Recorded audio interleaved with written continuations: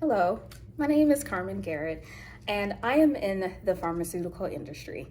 So what that means is my title is a manager for clinical data management.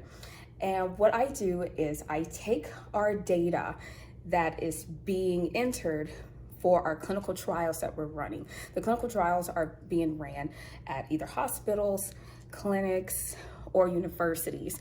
And so what they do is they enter the data in real time.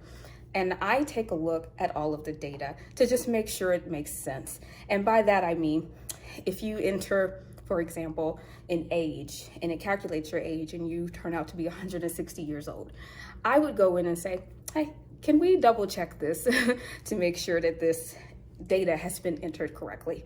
And so I go through each of our data points in that way. Most of the time the data is entered properly, so it's not as big of a problem. And I clean it so I could send it off to our statisticians to see whether or not our study can be moved forward with the FDA for FDA approval.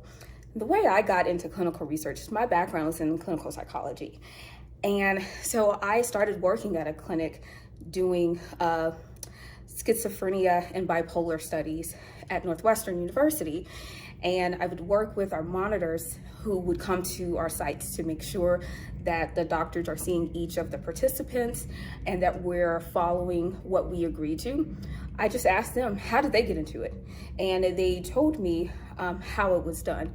And so what I did was I leveraged my background in specific data capture systems and then was able to use those skill sets to land a position in the pharmaceutical industry. So I've been there for 8 years. I really enjoy it.